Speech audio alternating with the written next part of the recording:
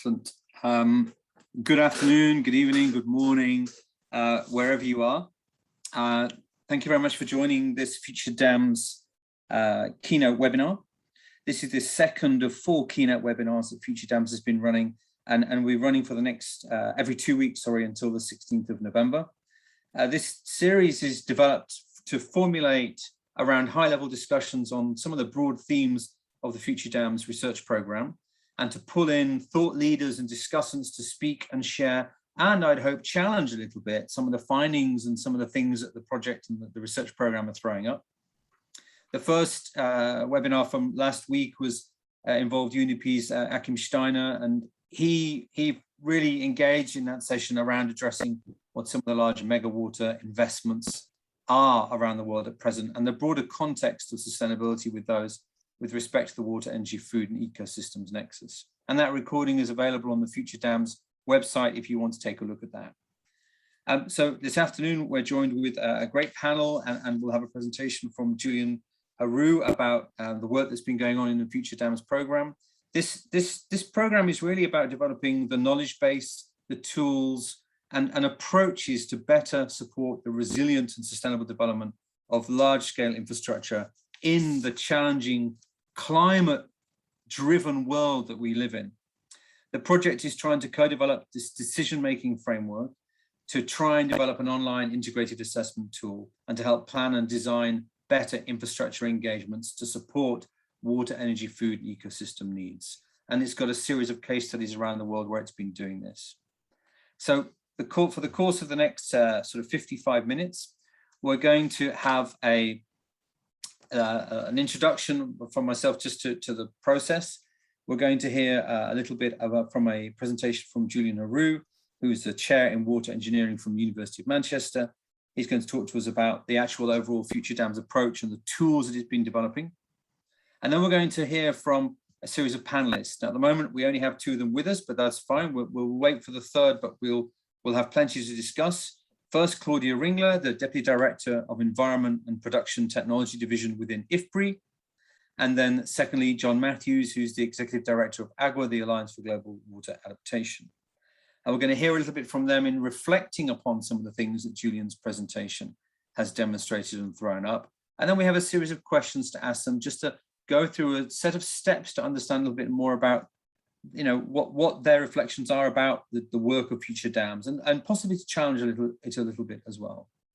And then finally, we'll have hopefully plenty of time at the end. We're looking for at least a quarter of this session to include you, the audience, in the discussion.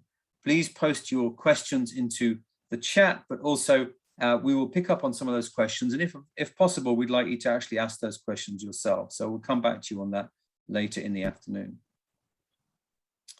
So let me hand over to Julien.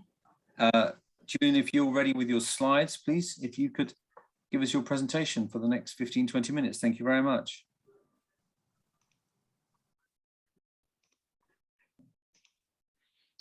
Okay, let me know if you can see these slides here. That's good. If you can just get them in presentation mode. Perfect. Yeah, good to go.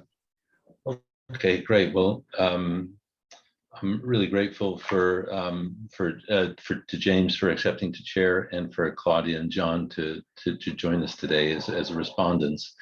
So this is the second of the FutureDAMS seminar series in our final year of work. And what I was hoping to show today is the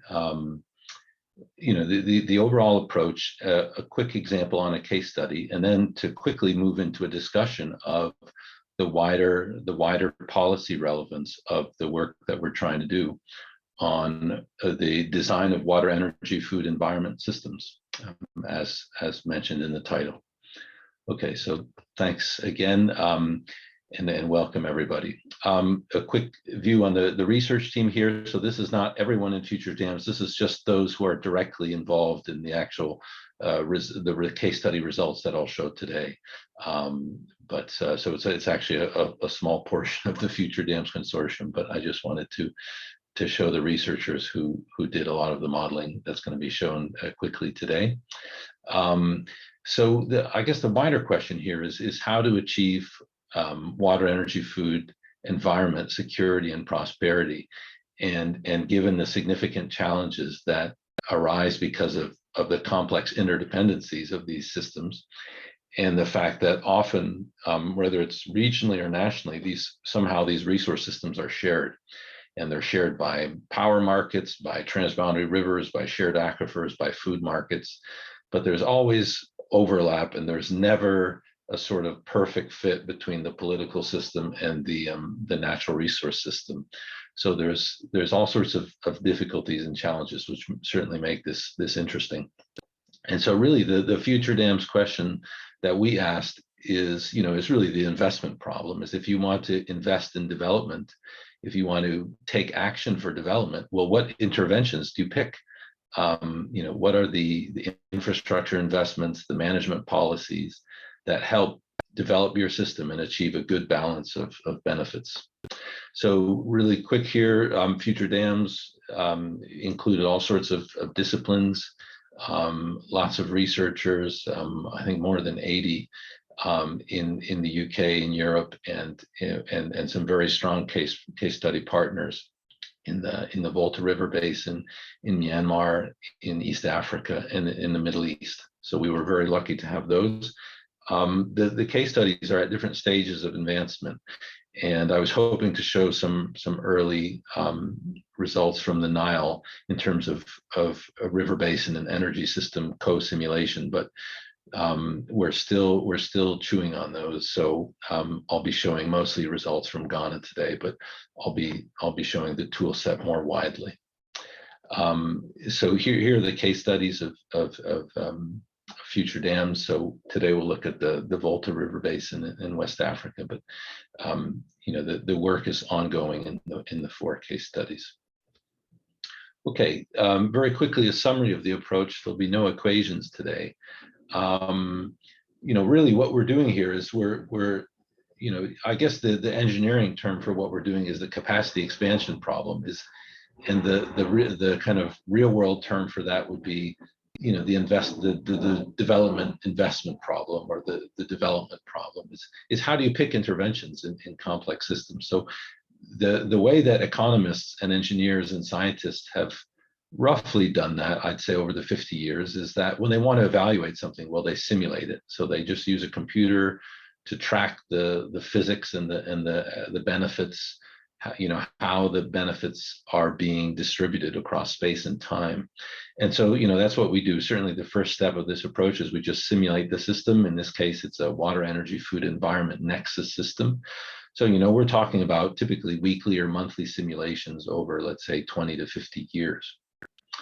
The second step, which is quite exciting, is that we link to artificial intelligence. So, when I was doing my PhD, finishing in 2008, I was still using mathematical optimization. But nowadays, you can get away with very messy optimizations that are not linear and that are very, that would have been impossible with traditional mathematical methods. And so we use these multi-objective search algorithms, which are wonderful, and which allow you to identify trade-offs between highly efficient interventions. So you're no longer telling people, okay, the optimal solution is X. You're telling them, okay, we filtered out a couple hundred very, very good solutions that can't be beat, depending on how you value the different performance measures, depending what your preferences are. And so let's evaluate the trade-offs between those. And then the last step, and this is really where you can involve the stakeholders, is, once you have those trade-offs, it really becomes a deliberative, interactive discussion, negotiation, collaboration, co-planning, whatever you want to call it. It becomes a collaborative exercise. So I just have some images to just represent these at a high level. So the system simulation is just, we typically represent the system as a network. So you just represent how things are connected and how benefits are accrued over space and time. So the simulation is quite straightforward, and river basins and power systems and food systems have been simulated like this over the last 50 years, I'd say, and environmental systems as well. The second step, the artificial intelligence multi-objective search and multi-criteria analysis, well, like I said, no equations. So when you're looking at a way to invest in a system, typically there's billions and billions and billions of different ways you can invest. And so that's what all those red points and those blue points are representing. They're just different ways that you could invest in a portfolio of development actions within a complex system. And then what the search algorithm will do, it'll just give them a score depending on how they perform in the computer simulation.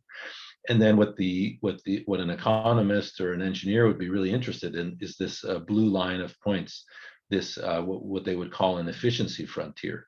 And in the case of the two objectives I've shown here, resilience and cost, what that line of points is telling you is here are portfolios of interventions which for various levels of resilience are lowest cost, or so you're really looking at, for any level of desired resilience, what would it cost you to implement that level of performance?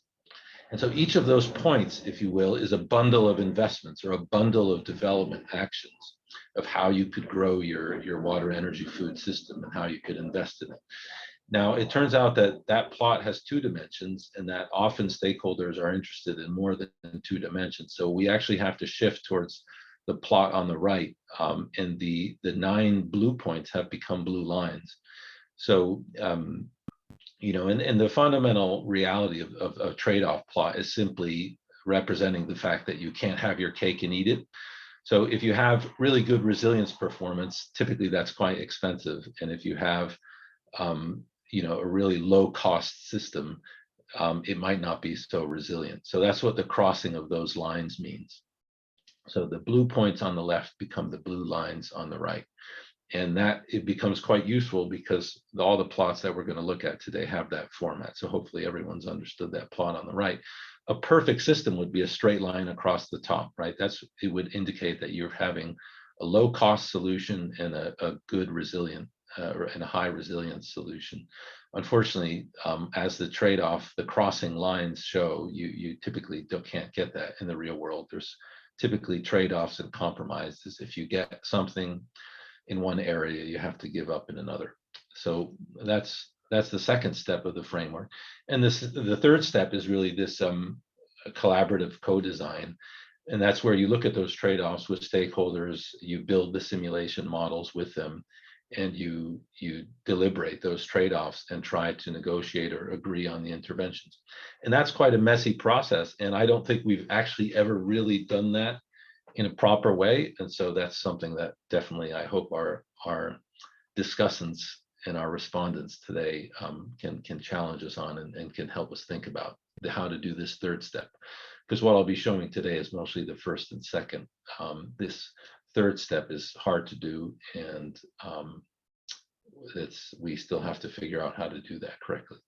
Okay, now here are some early papers that use this method, and the reason why I wanted to show these is that these are early examples of when we would do this kind of work, and we considered it water, energy, food, environment studies, but it didn't include the power system. So we would just kind of represent the river basin. And here's another example in Nepal that we did for the World Bank. And what we were doing there is we were just representing the river basin, considering hydropower production, reservoirs, irrigation production. But we weren't, the problem is we couldn't value that hydropower, right? We were simulating and optimizing the production of hydropower, but we couldn't really tell how is that hydropower contributing to the wider national energy system. And so what we did in FutureDAMS is move to this kind of work where we have a river basin model with the environment, with agricultural production, with the river basin on the left side. And then we really spent many, many years linking these spatially explicit power system models, where the hydropower nodes of the river basin are overlapped with the hydropower nodes of the power system model.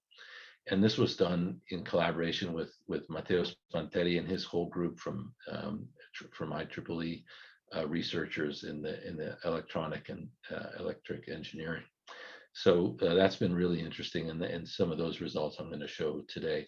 So quickly, I'm going to just I'll give a high-level presentation on this case study in Ghana, where we're working with various partners in Ghana, including CSIR, the Center for Industrial Scientific Research, but also the Energy Commission and various institutions that manage energy systems in Ghana.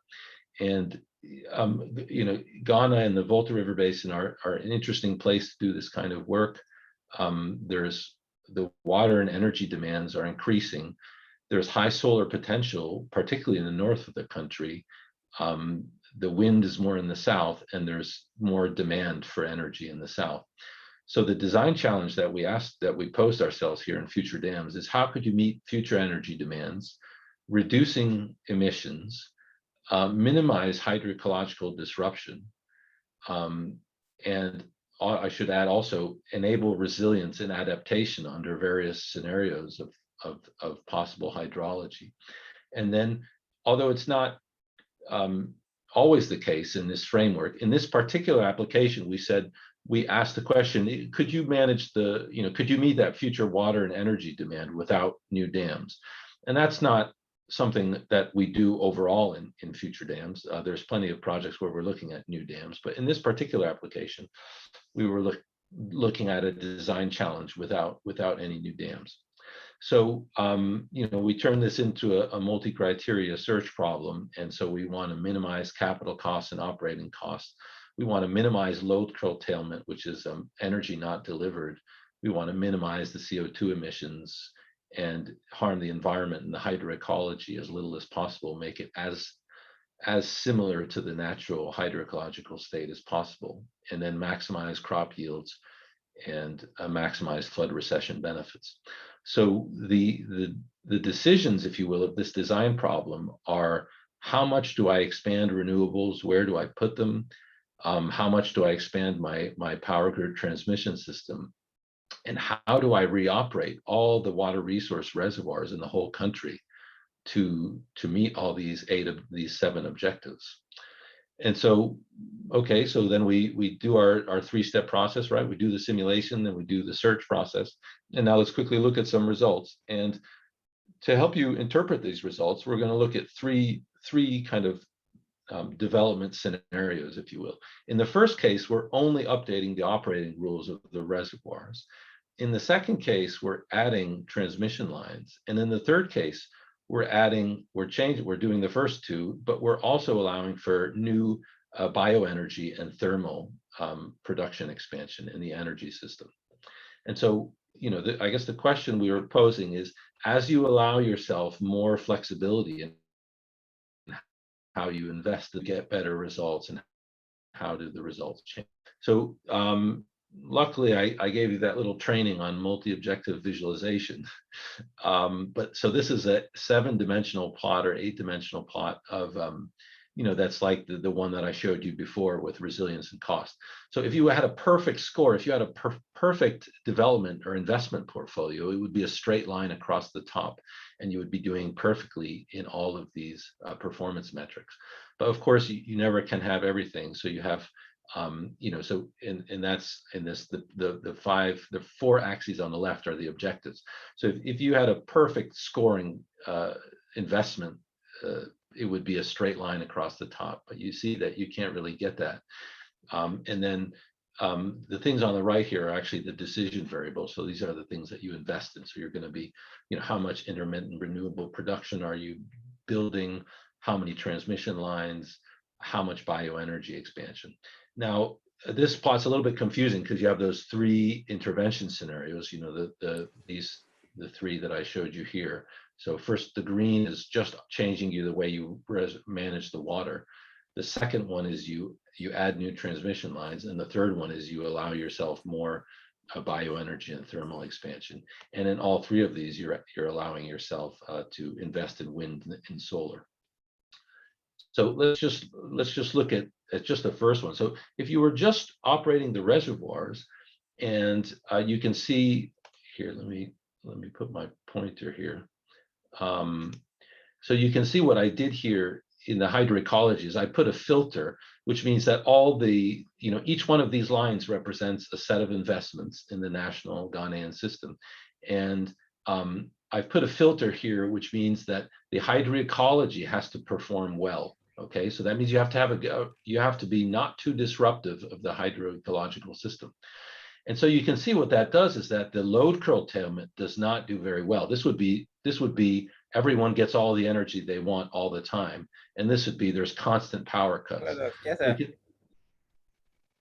Yeah, so you can see here that you don't, if you want really good hydroecological performance, you don't do very well in the load curtailment, and you have lots of emissions. You'd like to be up here in low emissions. In the second scenario, where you were allowed new transmission lines, you can see here that we're able to have quite a bit of intermittent renewables, which brings our emissions way down, and our load curtailment gets reduced as well. And then in the third scenario, we're able to really reduce the load curtailment and have very low emissions, have low hydroecological alteration. And so really the take-home lesson here is that if you give yourself this freedom of a portfolio approach where you're reoperating your system to include more solar and more wind generation, but you're also allowing for more traditional thermal expansion and renewables like biogas, and you're using all of those energy production facilities to kind of allow hydropower system to act like a battery, but not excessively so, such that you would kind of ruin the hydroecological environment. So you can see here that we're really talking about kind of a optimized design framework. And this black line that you see here, see this black line here that's been selected? You can see it does great load curtailment. It's got low emissions. It doesn't do that great on hydroecological alteration, and it has a decent amount of intermittent renewables, but it doesn't have a lot of new transmission lines. Well, that, just to give you an example, here this map is showing that specific example. So just to bring home the fact that each one of those lines was representing a national investment portfolio in the water, energy, food system. And so here you can see that solution, and you can see that there's quite a bit of biogas in the north. The transmission lines are relatively small. There's a lot of wind in the south, and there's a reasonable amount of solar in yellow here throughout the country. So each one of those lines is looking at, it can be represented by a map like this. And this is just one of those examples of one of these compromised designs. Okay, well that's it for those results. Now just I'm approaching 18 minutes here, so I'm going to finish up. Just a quick word on tools. So we were pleased to be able to say that this simulation tool set is now available online at waterstrategy.org, so you can build your river basin model, and in the future you'll be able to optimize it there according to multi-criteria.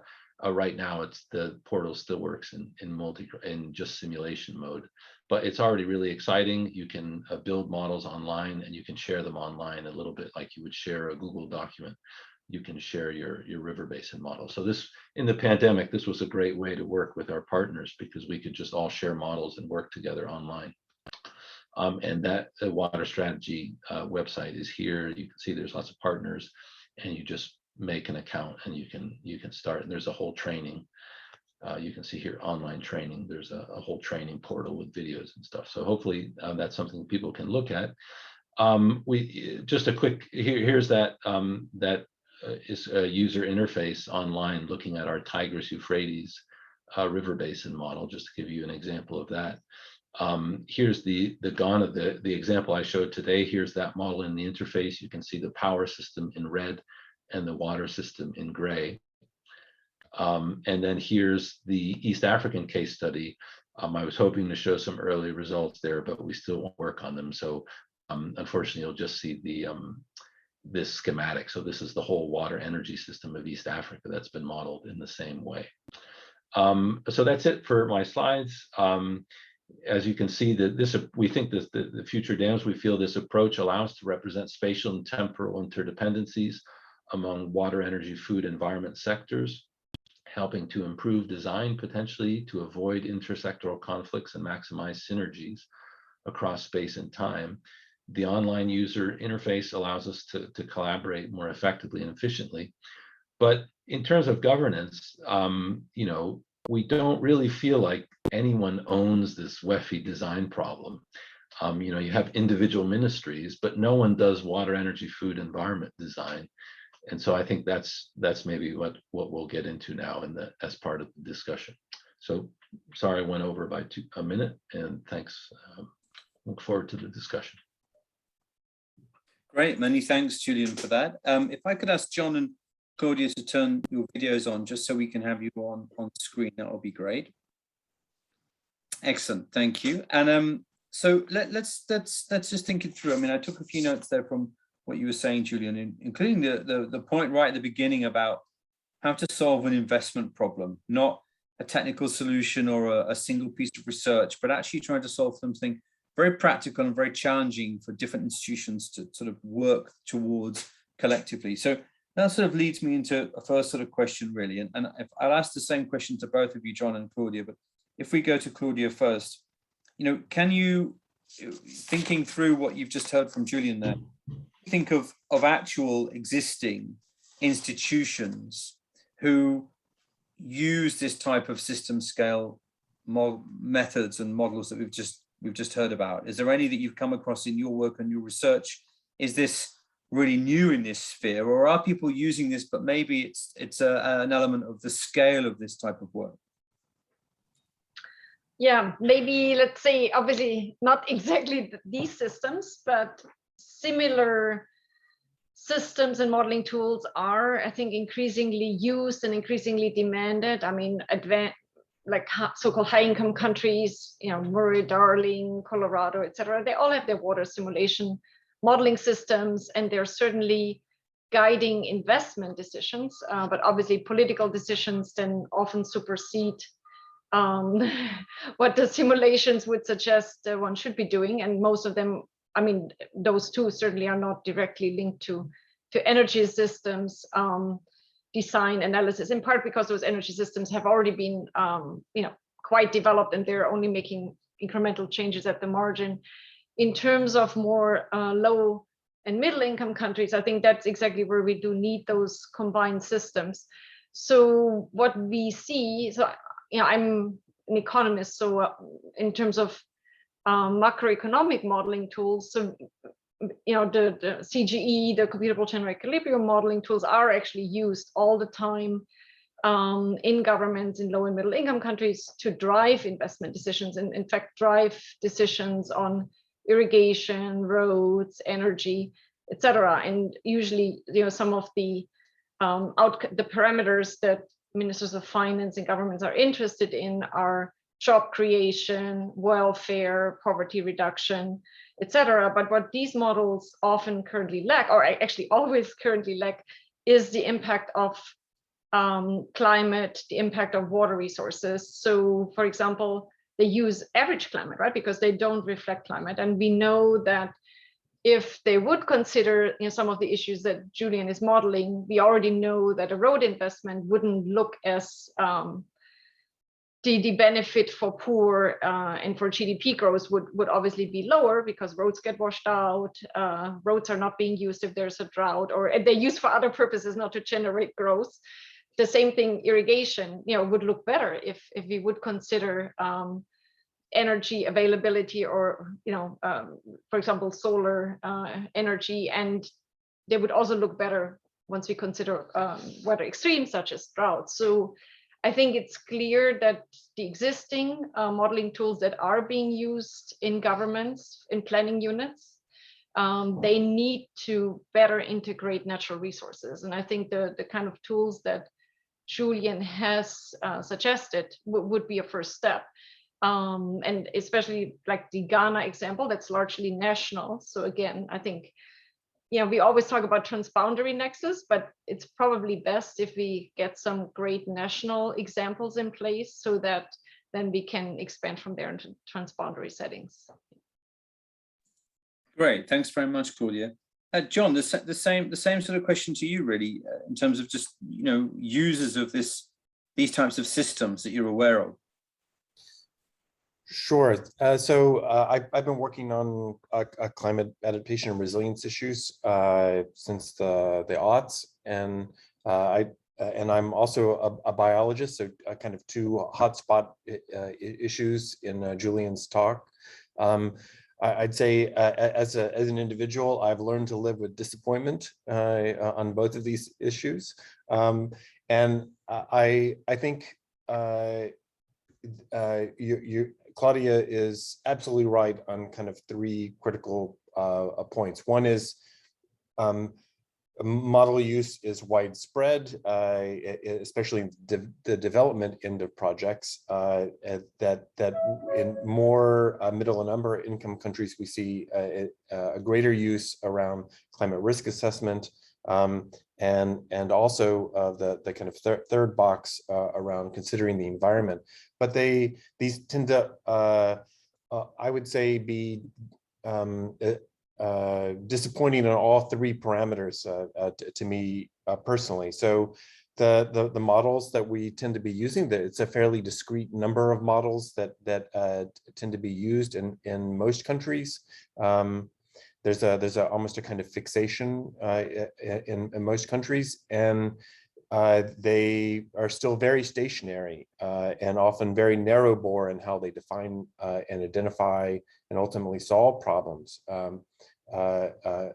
So the remarkable part to me is given the primacy of energy to economies, that the really limited emphasis on being able to identify the kind of long-term climate risks that are associated with pieces of infrastructure that are I mean, let's be realistic, they are going to last for at least a century, probably for several centuries. The oldest hydropower, commercial hydropower facility in the world from the 1870s is still in operation. And we can expect, these are often, especially the large investments, these are prominent pieces of the landscape when we build them, and they're going to be there for a long time. And so it's really incumbent on us, I think, to make sure that we do a very thorough assessment of those potential climate risks. And that also, I think, means that it's very incumbent on us to think about what are the kind of long-term implications of having that gigantic hunk of concrete and turbines and steel sitting in a river that is itself dynamic, that's in a dynamic economy and in a dynamic electrical grid overall. So I'm really heartened to see what I think is a very sophisticated approach in this case that was just presented, that tries to think about these kind of multi-system connections. And Julien didn't really define his definition of resilience, but I was taking notes while I was listening to him speak, and I'd say his first definition of resilience, maybe his primary one, is really useful. It's one that it's a traditional one too. It's that we need to be robust across a very wide range of situations. But in his scenarios, he talks about flexibility, and that we need to actually think about kind of flexible, not just flexible operating rules, but actually trying to think about that here's an asset, and it is embedded in multiple systems, and we need to think about how maybe our best impacts actually for a piece of infrastructure, our entry points may be through other directions that are not necessarily obvious or under the direct aegis and control of the ministry in question. Thanks. Yeah. Okay. Great. Thanks, John. So really, really good point, and actually leads very nicely into my second question then, which again sort of goes to you first, Claudia. So John just talked a little bit about the fact that you may have these infrastructure assets that are serving multiple sectors, or they may be originally designed and paid for by one sector, but they have these multiple purpose opportunities.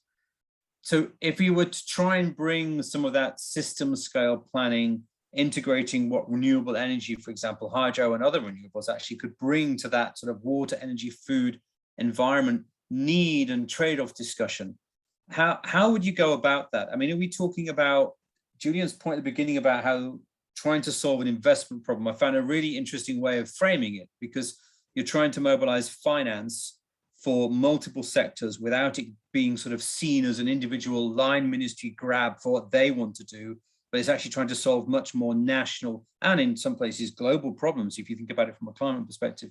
So I just wonder sort of what are we talking about to try and integrate these things? Is it through finance? Is it through joint ministerial committees? Are they going to be that effective on a sort of, basis beyond just the meeting?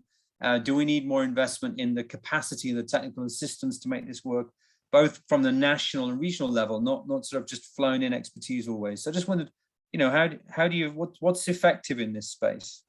What could be done? Yeah, I guess it's a very broad question.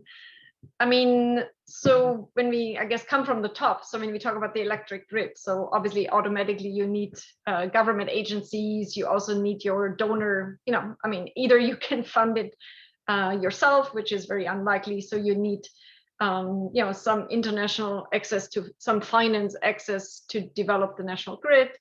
To do that, you generally would like to find some productive users, not just lighting as an energy source, because someone ideally needs to pay for electricity access to really push rural electrification forward. So, and I mean, for the example of Ghana, I think already 10, 15 years ago, the government realized that irrigation is an excellent productive user in rural areas. And so, they had back then decided, I don't know if they're still doing that, to actually co-locate the electric grid with irrigation systems. So they have a productive user, there is someone who can pay for the electricity, and so it's much easier to find an investor for the electricity system. So that's for the grid. So that's great from an investment perspective, but then you still have to analyze what are some of the implications. So if you expand irrigation here, expand your energy source here, is it optimal from other perspectives? What are some of the environmental impacts? So, but I think that's one perspective for the electric grid. If you go further down, we have these decentralized rural energy systems. So again, it's for communities that are in more remote areas, might not be reached by any grid for some time. There, you need some national support to develop those. You again have to find your productive users, and obviously also your social users, schools, hospitals, etc. And again, I think we still have a big finance gap, because they're not those nice big flagship products where some donors are willing to invest in. And then of course we also have the individual users. So I think we also need modeling tools like the one that Julien presented, just to assess the large-scale impact on water resources from solar groundwater development. So that's happening quite rapidly. In fact, quite rapidly, but not as rapid as we thought.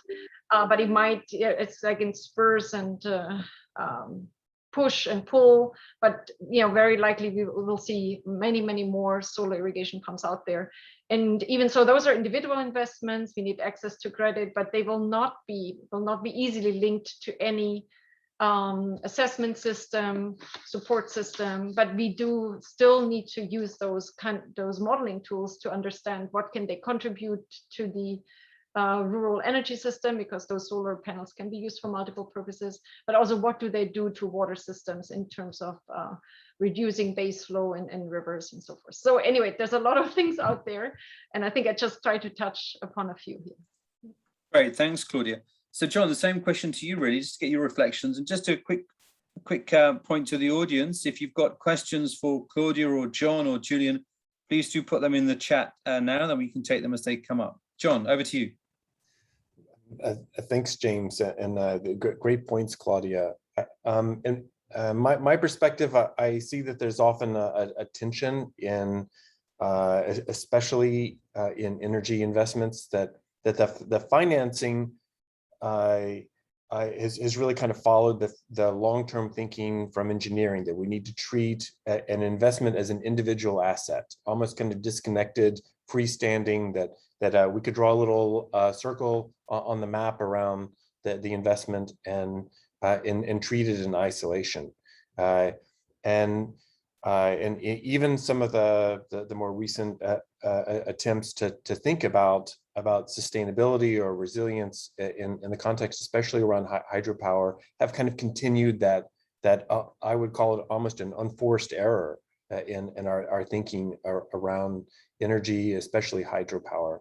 But the reality is, and I think Julien's talk is powerful because it embodies the concept that this is inherently a node in a system, and it's a node actually between multiple overlapping systems that are interacting in complex ways with each other, and that ideally, we see a kind of creep in some types of progressive finance towards recognizing that that an energy asset is working in an energy system, that and it's not just other assets of the same class, like other hydropower facilities, but wind, solar, thermal systems, that it's embedded in a network of stakeholder relationships that could potentially or even transboundary with upstream and downstream. I was impressed that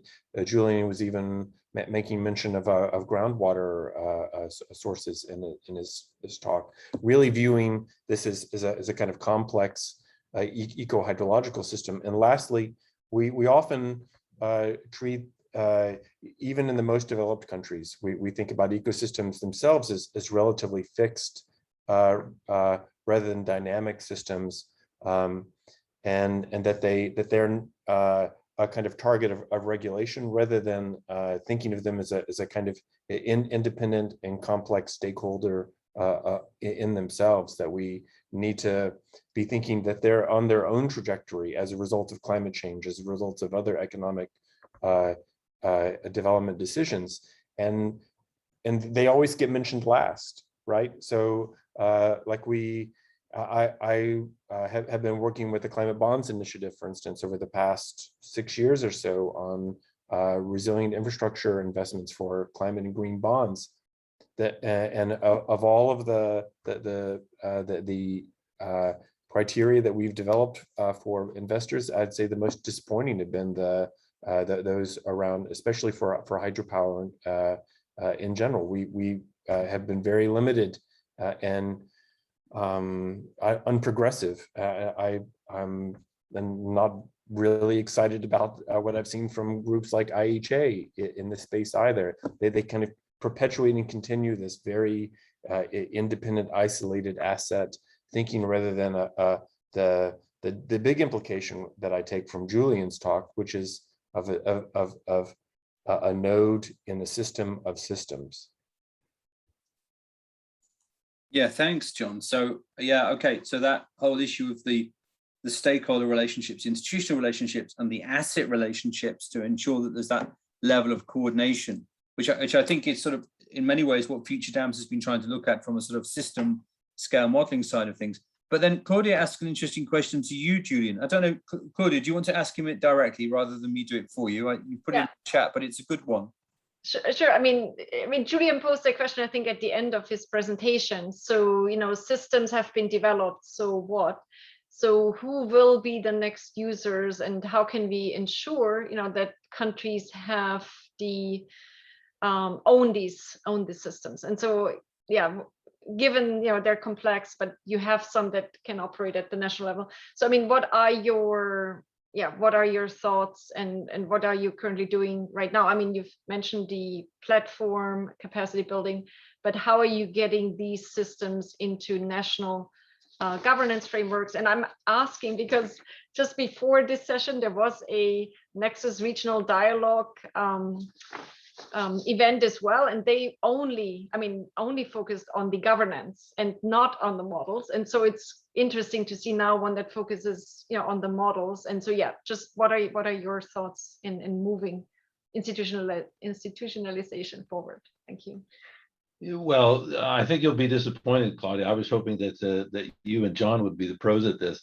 I mean, I think we're kind of naive systems modelers. We've created these computer representations of complex systems, but I think we're completely missing kind of the client agency. Like who's the user here? I don't really know. I was kind of hoping that Claudia, with her CGE modeling friends, I feel like they have inroads into finance ministries, and maybe this kind of, if we can link this environmental resource systems to whole economy models, maybe we can come through the finance ministry. And then I also have a lot of hope in John, because John has really been at the forefront of the green finance and the climate bonds and all that, and the kind of putting adaptation and resilience into financial portfolios. I think John is the leader in that. And so I was hoping, John, that you would be the other guy who would tell us how to put the systems, because maybe if people do a nice system scale design, they can get better kind of green bond points and somehow get better finance conditions.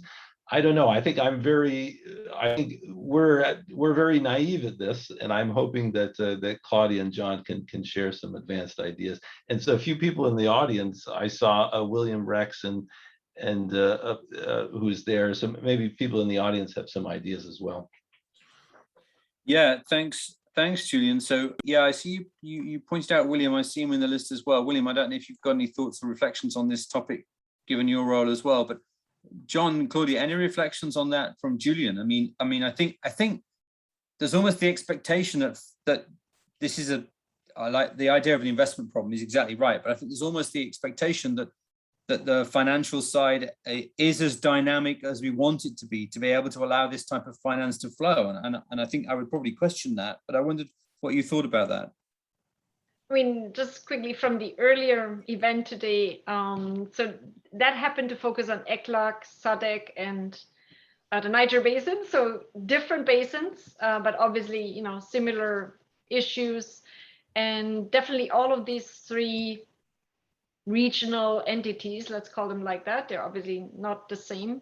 They are all moving forward in transboundary nexus frameworks. So those frameworks will be instituted and they will be reported upon. They have indicator systems already, or they're close to having them. And so once you have such a system in place, you have to report on how you optimize across multiple goals, multiple development goals, how you reduce trade-offs, and how you improve your outcomes. So that's a great basis. So I think that's where some of these modeling systems can dock on directly. And then I agree with Julien, the alternative is to bring in more resource veracity, truth, the natural resource truth into the existing CG models that, let's just say, they did a great job in assessing the impacts of COVID-19 on job losses and reduction in economic growth. But what they didn't do, like if you happen to have COVID-19 and a flood, and you had COVID-19 and a drought, they obviously, didn't do such a great job. And so I think, again, we can show to those models, especially with climate change, with natural resource scarcity, that those traditional models that don't consider natural resources or climate, that they will always underperform. I mean, to some extent it has been shown, but it can be shown more, and then take that inroad, because those models are already accepted by finance ministries. Then if we could say, yes, you add some more environmental components and assess, what growing water scarcity will do to your economy, or growing groundwater development, So yeah, exactly. I think that is those are both, I think, entry points. Great, thanks, Claudia. John, do you want to add anything to that? I see we have a few questions in the audience as well now, which is good. But any reflections, John? Well, I'm happy to hear at the outset from Julien that I've already disappointed him. So I think that the finance issue is also a political issue, and as an example. In California, in the U.S., just a few years ago, there's a move to reconfigure the way that hydropower was being regulated in the state, and the state regulators actually strongly resisted the ability, the inclusion of climate risks. This was at a much kind of earlier stage, and how we much less sophisticated approach to how we think about climate risk. But that was really a kind of a political decision, and it was in the press for a bit. And I think it's a signal that these are. You're telling us to do something different. You're telling us to think over much longer periods of time. It's going to be more expensive. It's going to be more complicated. And it probably means bringing in more decision makers into the process and making it a lot messier. You're making our life difficult, and I think you hear the same thing usually more quietly from the side of finance as well, and that's what I have heard maybe most directly from a number of sources. That you know, why do we need to go to this? And I think we will win the argument in the end. It is widespread now that we see lots of hydropower that is diverging, even relatively new in investments that are that they're being left behind by their climate. And the trade-offs, I loved your extensive use of that term, Julien, throughout your talk. But the trade-offs in a shifting climate between other systems, if we take a very narrow bore approach to finance or very narrow bore approach to decision making, they become starker and harder. And in most cases, energy always wins. Is just too important for the economy. And so ecosystems or rural livelihoods or cities or even other types of sectors like agriculture, that they lose out to energy. It's kind of energy über alles, and that I think is a very serious concern that I have in the kind of slow uptake that you see in a lot of the kind of international initiatives in this space, and the very unsatisfying and the kind of slow turn in both finance and in political decision making. Yeah.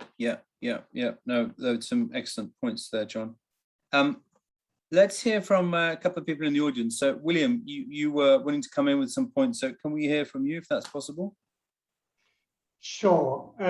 So a couple of things. One is I would be much more positive about where we are in this process, which is I think that we have a fantastic tool that is fantastic for two basic reasons. One is that it deals with a lot of complexity, and two is that it illustrates results in a relatively intuitive way. And usually those two things don't go together, and I think the team has cracked it. So congratulations on that. And I think that, in fact, the conversation should also be about to what other topics could we apply this? And as you know, my pet issue at the moment is water storage, and I think we could get a lot out of this with water storage. In fact, much more out of it for water storage than you can get out of it for the energy-water nexus. And the simple reason for that is exactly what John was just saying, which is that energy at the end of the day is a financially driven sector, while water and most of the other public sectors are economically driven. Okay, and that is always going to be one of the basic reasons why this disconnect is going to happen. And then related to that is this whole institutional issue, is that I think it's important we don't have a crisis about the fact that there isn't a ministry for everything. I mean, you were probing Claudia about the Ministry of Finance because it's the closest thing most countries have to a ministry for everything because they hold the purse strings. If you can find enough communist countries with ministries of planning and investment, maybe they can do this. But really, I don't think that that's the way that this is going to roll out. I think that this will start to roll out when you can create real pain for stupid decisions. And I think your model is starting to provide a way of talking about that and illustrating it in much more straightforward ways. And I think it would be interesting for you to think about, are there some retrospective examples you could be putting on the table using your approach that illustrate just how stupid some of the past decisions have been, how much they have cost, and therefore why certain institutions in the future might want to be using a tool. But you have a tool like yours, and this has to be a change process. You're not going to find a magic client who's going to take this up. Thanks. Yeah, thanks, William. So I think some really important points there. No magic client, but also I think, whilst trying to plan at the system scale, let's not assume that we're going to be able to reform the institutional makeup that we're dealing with. We are to a certain extent stuck with what we've got, and we have to make it work within those boundaries. John's got a hand up, but before we go to that, can we just hear a little bit from one member of the audience from Yusuf Al-Mullah. Yusuf, if you're there, could you just pose your questions directly to the panel and to the three panelists, and also just let us know who you are, just which institution you're representing and where you're based. Yeah, thanks for giving me the opportunity. My name is Yusuf Al-Mullah. I'm a energy modeler from KTH, the Royal Institute of Technology in Sweden. And I was fortunate to work in a couple of transboundary river basins with the UNEC. And coming from the modeling background and dealing with the stakeholders, it's sometimes a challenging task to be able to transfer this kind of outcomes that we get from our models into policy relevance questions, and also to be able to interpret. So my questions were maybe more into the modeling field, and also to Julien about the interesting modeling tool that he presented in this presentation. About usually data is kind of a challenge in these kind of situations for different reasons. Some sectors are kind of conservative about sharing their data, and for us as modelers, it's extremely difficult to develop a meaningful model without having kind of the data that we need, or even to have some sort of updated data that's required. So how you deal with this kind of challenge in the model. And also, if I may follow with the next question about the use of the modeling tool. Does it require any sort of prerequisites, like certain programming language that's required or so, or it's it's only through the platform, and you can build and assemble the bits and pieces together and run the optimization? Or just a quick thing, I know that there's a training material that I will look into that later, but just a quick understanding about that. And finally, if this platform can be shared, or we have the opportunity to share it with others in case we use it to develop or a certain model for a certain transboundary basin or so. Thanks again for giving me the opportunity, and sorry for the many questions. Great, thanks, Yusuf. No, this is all about having people engage with people in this new format that we're all expected to deal with now over the last couple of years, which is online. So Julien, any quick responses to Yusuf there? Yeah, very quickly. So in our cases, we were able to have good partners. So, the Ministry of Water, Energy, and Agriculture were able to give pretty good data sets, but you definitely have to do this in partnership with the institutions, or else you get nowhere. You need really good national data sets. And in terms of the modeling, these are just kind of standard simulation models. The tough thing is that we link them together. And we do that, and all the modeling papers can be found on the website. So I'll just point you to those. But really, I think our biggest challenge is that the ministries were willing to do, to build the model of their component, but they were quite nervous about kind of having their ministerial stuff represented in a model that was found in another ministry. So I don't know if this is something that John was going to mention in his last comment, but there's definitely, there was no comfortable home for this kind of tool, and it felt like it was almost kind of creating conflict between ministries. So I don't know if that's something Claudia and John can touch on in their concluding remarks, maybe. Thanks, Julien. If we're coming close to time, but I just want to point out a couple of other things in the comments there in the chat. So Samuel, I don't know if you just want to come in a little bit, maybe just point out about the San Jose Declaration, your question there to Julien about engaging with the private sector and the hydropower businesses.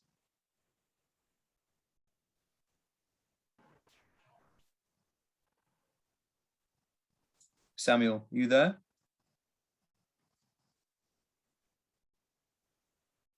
Okay, not to worry, but there is a comment in there about just picking up on your point there, John, about system scale planning in this declaration on sustainable hydropower from the San Jose Declaration, and then trying to engage with actual hydropower companies within the process of modeling, given that they're the ones who will actually be, changing the flow, changing the gates. Now, I know full well, Julien, that you do engage with those, but I don't know if you want to add anything to that in terms of just maybe across your case studies, how you've engaged with the actual operators? Yeah, I think we've probably had less private sector than we could have. I think in a lot of our case study countries, the infrastructure is owned by the state, and that brings up a whole new issue about, you know, if energy is managed by a market, you know, how do you do system scale design in a market? I think the case studies that we had were more kind of state planned infrastructure, so it's maybe easier to do it.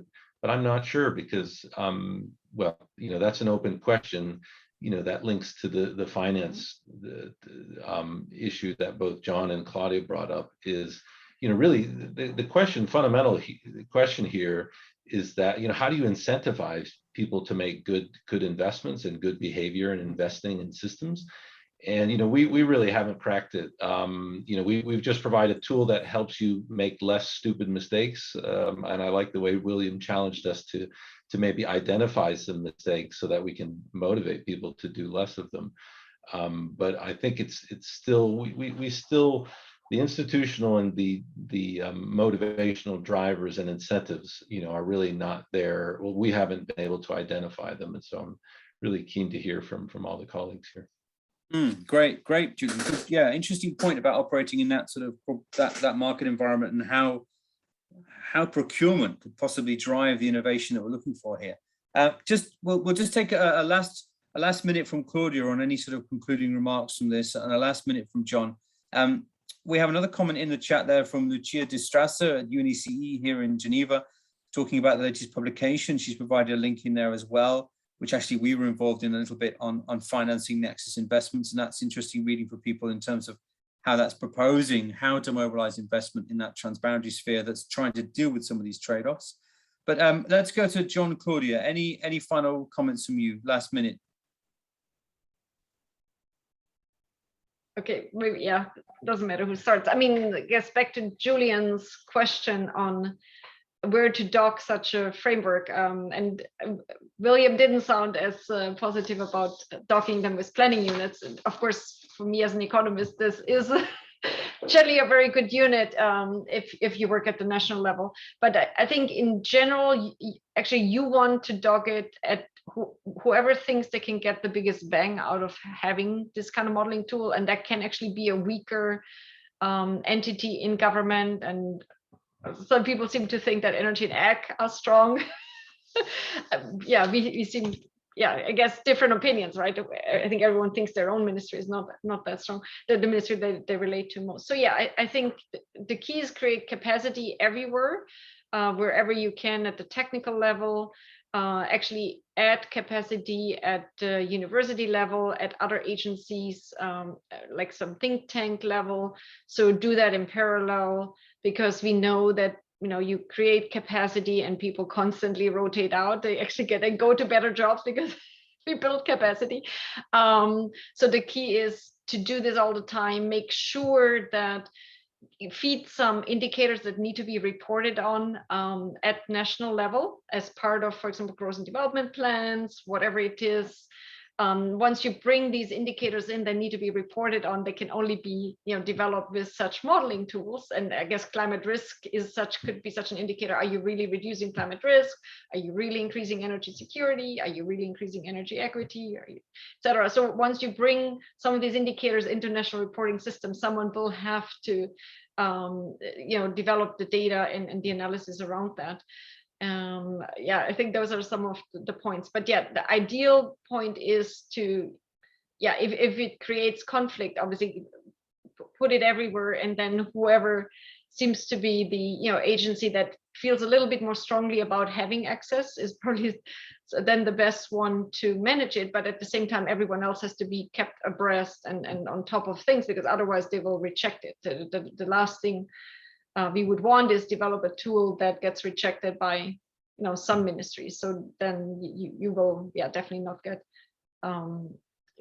currency. You don't move forward. But making sure that you have some data that has to be reported on in national reporting processes. So that's another way to institutionalize these systems. Great, thanks, Claudia, and thanks very much. And John, last points from you. I want to tell a very short story from an experience I had in South Asia. I won't name the country. I won't name the individuals, but I was supporting a DFID team in South Asia, and we went to talk to a deputy minister for energy in this country, and we wanted to talk with this minister about water and climate issues, and he seated us after a long unnecessary wait, and he started off, didn't ask our names or anything. He said, you are here to talk with us about carbon, and I just want to tell you that in this country we don't care about carbon. And my colleague from DFID and I looked at each other, and we kind of silently agreed on the same strategy. And she said, well, actually, we don't really care about carbon either. And he was really surprised by that. The minister said, well, then you must be here to talk about the environment. And I want to tell you, in this country, we don't really care about ecosystems either. So if that's what you're here to talk about, then you can just leave. And she and I looked at each other. I'm an ecologist, an aquatic ecologist. She's a forest ecologist, and we kind of nodded at each other. And she said, "Well, actually, we don't care about ecosystems and the environment either. But that's not what we're here to talk about." And he said, "Well, why are you here?" And I said, "Well, Minister, I understand that you are building a very large power plant,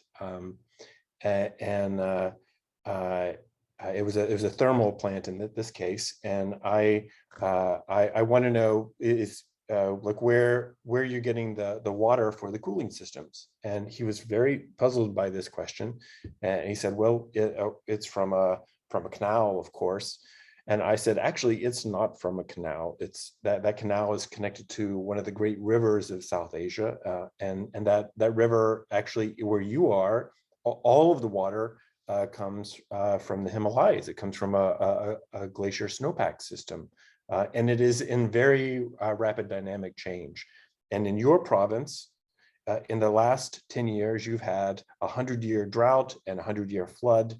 You have 70 million farmers. And I want to know the next time that there's a really severe drought, and your prime minister comes to you and says, how are we going to get water for irrigation to the farmers in this province? What are you going to tell them in terms of the trade-offs that are necessary for the energy system?" And this deputy minister was very quiet for a second. Then he said, "Now I see why you're here."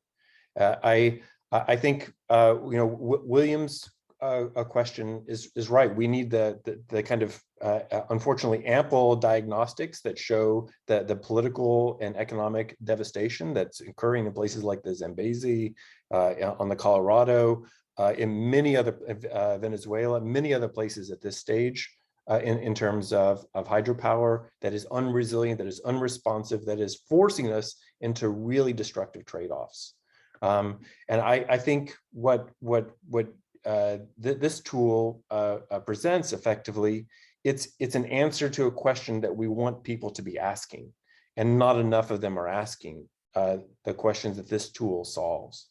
So, and I think that's the hope that we have. Like I would have loved to have been able to have said directly to this deputy minister, and here's what will help you negotiate this particular issue and topic.